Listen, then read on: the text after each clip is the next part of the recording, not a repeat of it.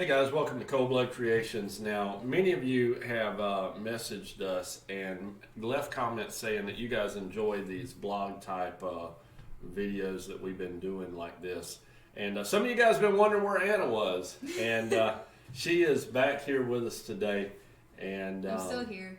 She's still here. She just likes to hang out behind the scenes. She got a boyfriend. She's in. Anyway, so one of the questions that we have been getting a lot in the past couple of years, we wanted to talk about today a little bit. A lot of people keep asking us, how come you guys aren't at a lot of the reptile shows that you used to be at? And there's a couple reasons. Yeah, we want to talk about that, and want to talk about the reptile shows. Now, I'm going to back up a little bit here and talk about kind of where it started. We were doing shows in 2021. We did a ton of shows. And then when was COVID? 2020. I'm sorry. So in 2019, we did a ton of shows. January of 2020, I think we did 6 shows back to back, like Atlanta, Georgia, Savannah, Gainesville, Jacksonville, a lot of different places. And to be honest with you, we were getting to the point we were just kind of burnt out on traveling, and we'll get to a little more of that in the video. But when 2020 rolled around and COVID hit and everything shut down, the reptile show shut down, and we took a break, we found that it was actually nice to relax at home around, it was still kind of cool here. We were able to go out, build bonfires in the backyard, relax, and we enjoyed not traveling. One of the things that people don't understand about being a reptile breeder is that we have to work with our animals. We clean cages sometimes 6 days a week. Then when you have a show to do on the weekend, you don't get a day off. You have to travel, you have to go do that show. Then you drive back home Sunday night. Usually you get home late, you go to bed, you get up, you have to unpack all your animals, and then your week starts over again. And if you do 6 shows back to back, like we did there, you literally don't get a day off. And you burn out pretty easily. So once we stopped doing the shows in COVID, it was just hard for us to want to start doing the shows again. And there's a couple of reasons why we haven't gone back and continued to do these shows, and we want to talk about those in this video. And probably our first and foremost reason for not doing the show, and I think you would have to agree, is that doing reptile shows, we were always a little worried and concerned about the health of our animals. Yeah, well, we don't really have control over who we're able to sit next to at these Repticon shows, and so there were some, maybe we would sit next to a reptile rescue or something. Yeah, exactly. And we don't know, a lot of the people that go to these reptile shows, don't get me wrong, they know what they're doing. They work with their own animals, and they want to make sure their animals are healthy and clean for whoever wants to come and purchase one. But you don't know that 100% for across the board for everybody. So just in case someone has an animal with some health problems, it's literally sitting right next to ours. Yeah. You remember the time we were in Jacksonville? We did a Repticon show in Jacksonville, Florida, and they had just put us in a new building. And I'm not going to mention the name of this vendor because we're not. This is not about attacking a vendor. But they set us up right next to this rescue, and we've got our animals. We're set up. And all of a sudden, once you set up at a reptile show, the thing we normally do is walk around and see who all's at the show. We talk to people we know. And we happened to notice we were set up literally about 4 foot away from this rescue that had like dehydrated uramastics, half-dead Nile monitors, Savannah monitor. Maybe it wasn't a rescue. I think it was like an importer. Someone was importing these animals.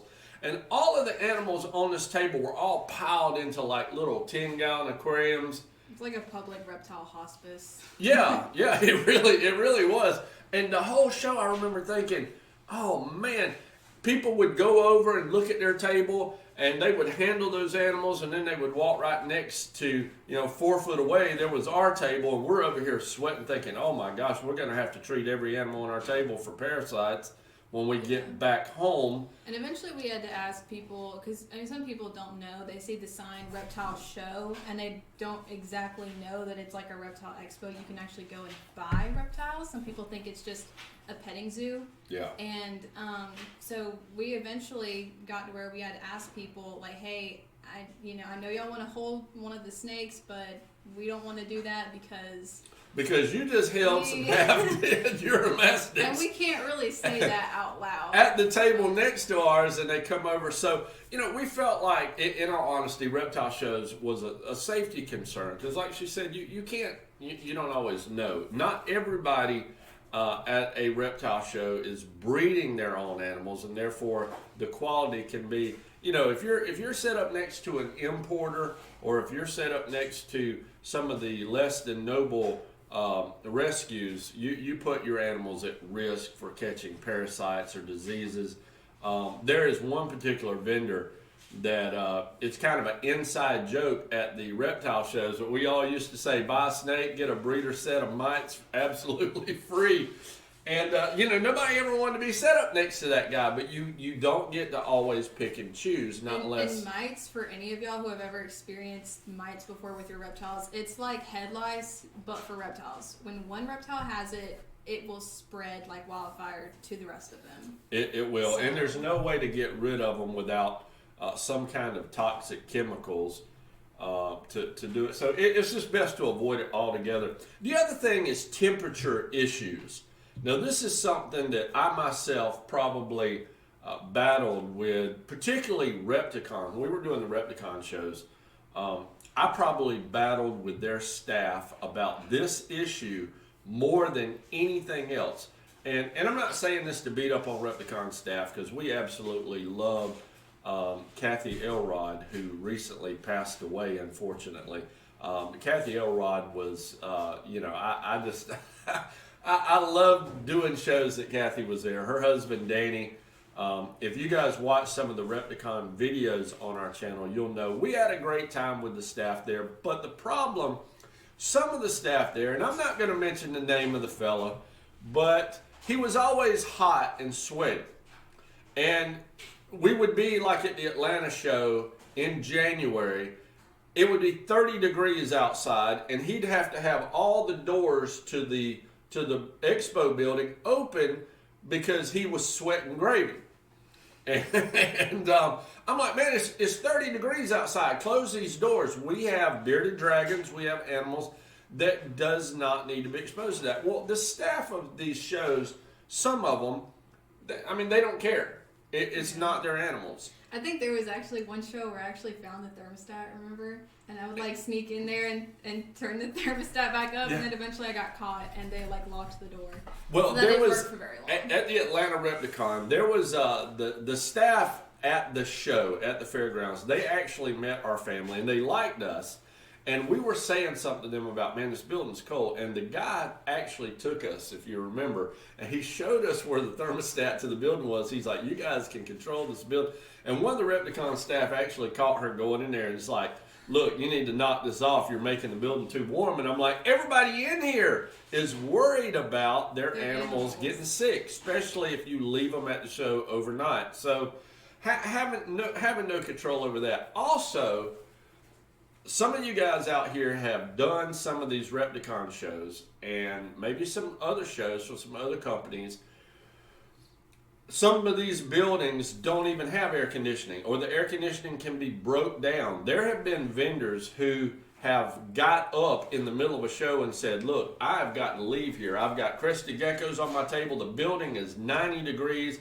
It's in the middle of Orlando or somewhere in Tampa, Florida in the summertime. The air conditioning goes out, but you're still required to stay at these shows, because Repticon has in their deal that if you leave the show early, you get fined. Now, if the safety of my animals is at concern, they can shove that fine where the sun don't shine. I am going to leave that show regardless of what they say, and I'm not going to be ticketed for it. And that's another one of the issues we had with the shows, is that, they don't want you to leave. But I'm like, if this is not an environment that is conducive to the safety of my animals or my family, I'm leaving, and I'm not going to pay you a fine for doing so. And so that's another one of the things that was kind of difficult. And also, too, I don't know When if you it remember comes- that show. I want to say it was Fort Pierce. Fort Pierce, Florida. Yeah, which was by far the worst show we've ever done before. The show was in the middle of nowhere. In fact, I remember our GPS took us just to the end of this road and was like, "All right, you're here." And Yeah, we were like out, a dirt road out in the middle of the woods. Where? And so we ended up just having to drive around until eventually we found some signs, but they were still like far. Anyway, so we were in the middle of nowhere. Cheapest building they could rent. Yes, and there was probably all day long. I mean, it was a Saturday show, and I believe the show was from like 9 to 5, and probably 10 people showed up that day because probably nobody else knew how to find the building either. But around 2 o'clock, or maybe no, I think it was even before that. I think it was like 1 o'clock. Nobody was in that building. Nobody but vendors. Nobody but vendors. We were shooting each other with rubber bands to kill the boredom. Just to have something to do. And everybody was just bored out of their mind and wasn't making any money. We were like, let's just go home and watch football for goodness sake.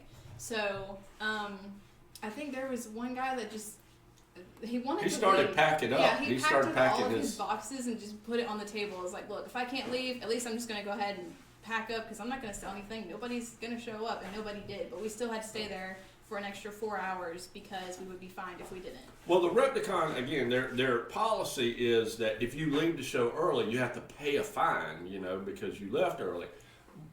But the problem is no one was there. And so Repticon was like, yeah, but you can't leave. And we're like, there's no one here. No one's here by. We're staying here staring at each other. We're all wasting our time. We need to leave. And they come around. They're like, you pack your stuff up. You're going to get fined. I'm like, you ought to be fined. Repticon should have been fined for not promoting that stupid show. But see, it's a one-sided thing when you deal with these reptile shows. If they don't fulfill, the air conditioner or the heater or whatever, you don't get to find Repticon. If they don't work with these shows, promote these shows and get people in the door, and you're not making any money, they're still making table rent money. And if you leave early because of lack of business or lack of patrons to the establishment, they fine you. Whereas we ought to have the right to say, well, hey, if you can't promote the show and get people in here, why don't we have the opportunity to find Repticon? I mean, fair is fair, but anyway, that's another story. They're never going to agree to anything like that, not unless there was a reptile expo union, perhaps, representing reptile breeders, which may be a necessity sometime in the future. But anyway, those are the main reasons why we stopped doing the show. It's for the safety of our animals. It's because you can't control the temperature and the things like that. When if you leave, the other thing is thefts.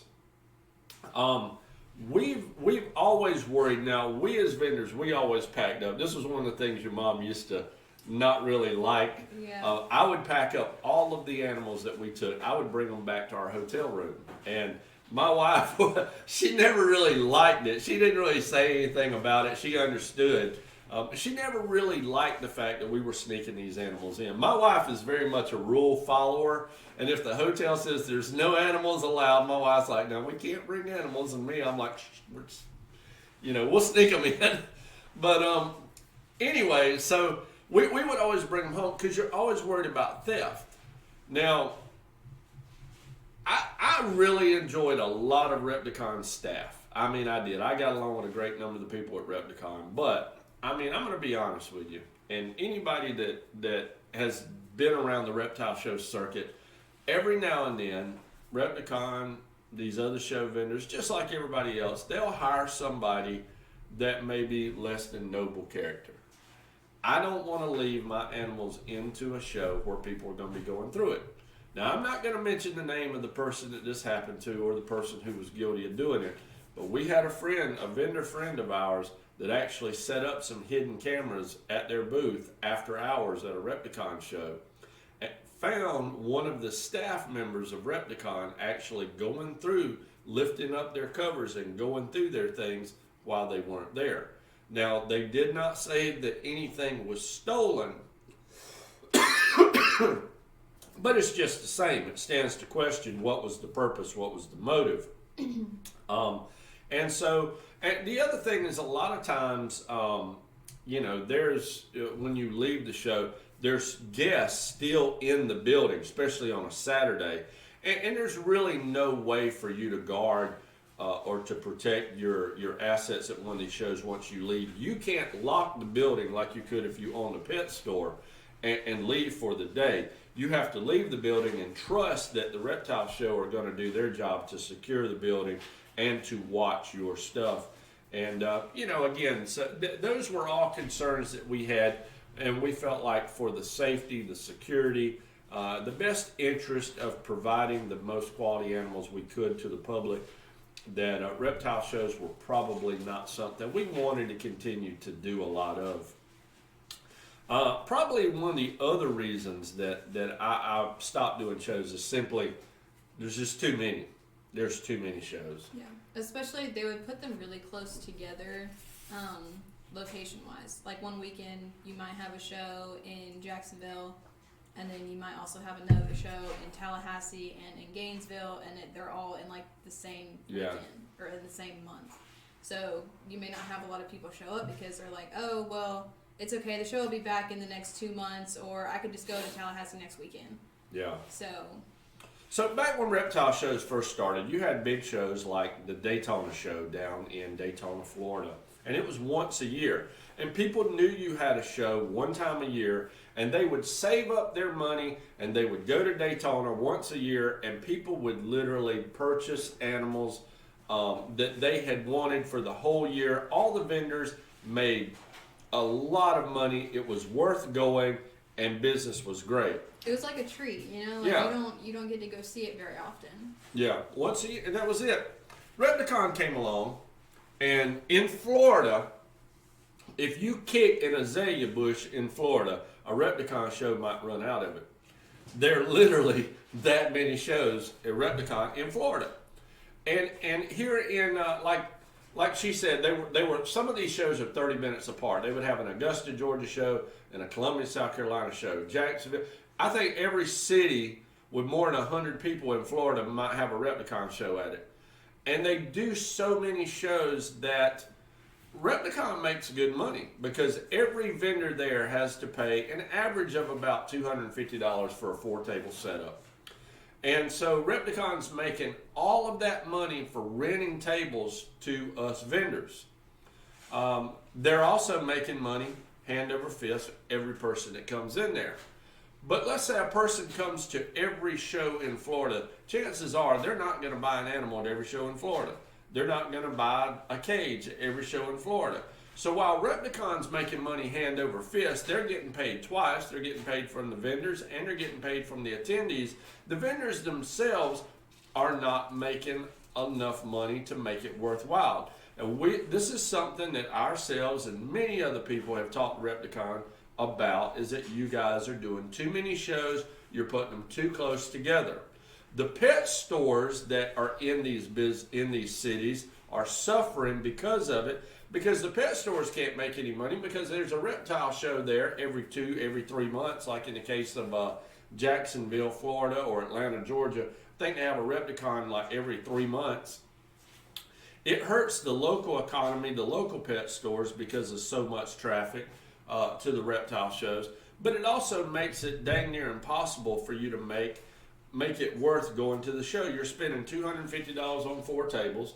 You're spending money on fuel to get to the shows, hotel cost, and then what else? If you have to get permits to cross state lines, things like this, it's a lot of expense put out. And then you get to a show and maybe you sell 5-6 animals. You're lucky if you make back the cost that it took you to go. So it's not a good business decision for us to continue to do the shows.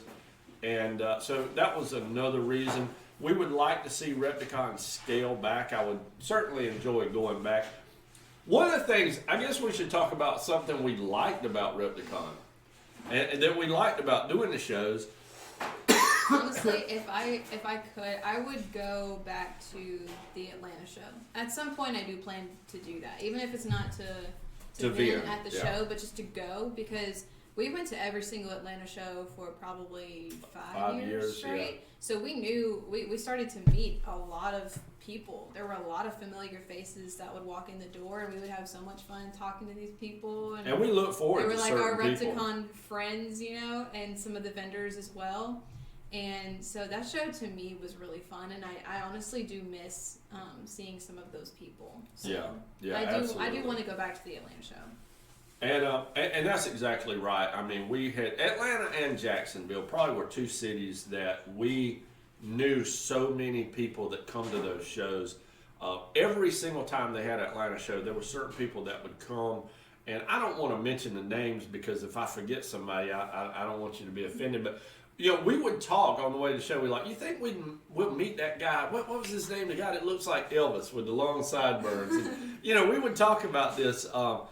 And we would look forward to meeting these people. And if they didn't come to the show on the way home, be like, you know who we didn't see this time? Yeah. So it became like a small family. We really, really missed that aspect of it. But as a business, we have to do, number one, what's best for the safety of our animals. And number two, we have to be able to be profitable. And there was a problem there. Now, last but not least, right before the show shut down, during the whole COVID thing, Repticon had switched over to a new booking system. Now, I know this probably didn't really affect you that much because I usually book the shows, but it was an absolute nightmare. When we first started doing shows, basically a vendor coordinator like Kathy Elrod or somebody would come around. They would say, hey, Ronnie, you're going to do the next Atlanta show. And we'd say, yeah. And they'd say, okay, can we sign you up? I'm like, yeah, put me down for 4 tables, 6 tables, whatever you wanted. They'd write your name down. You got the same spot that you had this show if you wanted it.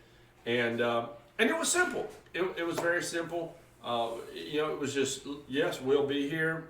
Put us down. That was it. You know, we got to the show. We paid our table rent money, and life was simple. Then they come up with this computerized system where it was basically like they would say, okay, we're going to send out an email, and in that email you're going to have a code that you got to put in, and it was like a rat race. So the day that Repticon would send that code out, you'd have to be watching on your phone all day long to make sure you got that code, because you'd have to race to the computer, get that code put in, and try to beat everybody else to get the tables you wanted or to even get a table at all. And what ended up was happening, it appeared to be that some of the vendors were booking huge blocks of tables and just booking them off online, and then they would sublease these tables at a higher price to some of their friends and things like that.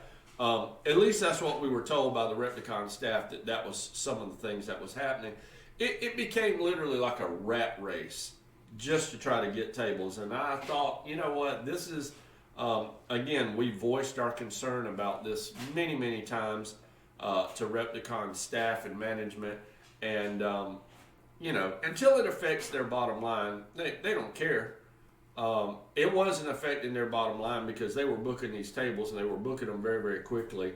And it was all done over the computer, so there was no need you know, for a vendor coordinator to go around and do that.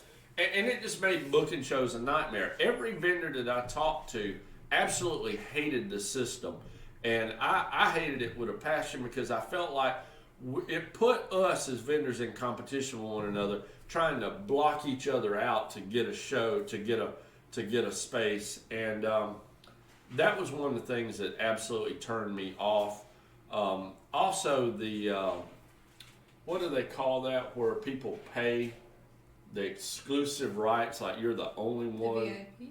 No, where the vendors can run a monopoly on selling a particular product. You know, like no one else is allowed to sell rats except this. Oh, like they had to sign a contract or Yeah. something so that, yeah. And you know, there was a lot of unfair competition because of the exclusivity. And so to be honest with you, there was just a lot of things. Even though we liked the people at Repticon, some of my favorite employees, again, Kathy and Danny Elrod, Raina, Tim Hall, maybe is the jury may still be out on Tim Hall. Chaz. Chaz was great. Jimmy, No, not. Never mind. Not Jimmy. I'm kidding, Jimmy. If you're watching this, we're only playing. And Tim. Tim knows we're playing too. I'll see you guys next week, by the way. But anyway, they made the show interesting. Yeah. I feel like most people just got annoyed at me and Jimmy shooting rubber bands at each other 24/7. But children, you gotta have something to can't do. take them nowhere. But no, those are the reasons why we have not done the shows. We do want to, like she said, we do want to get back out. We do want to come to the shows and see some of you guys that we miss seeing at the shows. But as far as vending them, we're actually talking about doing a show in Jacksonville coming up. If we do one, it's going to be very, very sporadic. We're going to do, and it's probably only going to be a show where we can choose where we're set up and who we're set up next to. And by not doing as many shows, we're also allowed to pay more attention to the social media aspect. Like we post a lot more on YouTube, Facebook, all that kind of stuff. We're able to set more time to stuff. Yeah, we have done the Show Me Snake show here in Valdosta. Now they stopped doing that show because the conference center that they were booking, I think, like doubled the rent price. So they said, it's ridiculous. We're not paying that much for a building, so they stopped it. My understanding is that Show Me is actually looking for a new venue for that show, probably in the next town over, like Thomasville, Georgia, which would actually be a good location for them. We're thinking about going down maybe and attending the Jacksonville show coming up, the Show Me Snake show here in a couple weeks. And, I don't want to get away from doing shows completely. I would like to do one every now and then, like I say, just for the camaraderie with fellow vendors and friends that we've made over the years. But just by and large, it's not something that I want to do consistently. I like working more of the online sales, the wholesale aspect of what we do, and so that's it. I hope this answers your question. I mean, this was not a well scripted video where we said, we're going to give them the politically correct answer. We just want to be as honest with you guys as we can. You asked the question, why are you not at shows? And this is pretty much it. Pretty much. Other than the fact that I absolutely hate traveling. I hate staying in hotels. He gets travel anxiety sometimes. I don't get travel anxiety. I just think hotel food sucks. Well, that's true. It's horrible. Anyone who travels regularly knows I don't care if you stay in a $50 a night hotel or a $1,000 a night hotel. The food sucks. It's horrible. Anyway, that's another video for another day. Hey, thank you guys for watching. Y'all have a great day.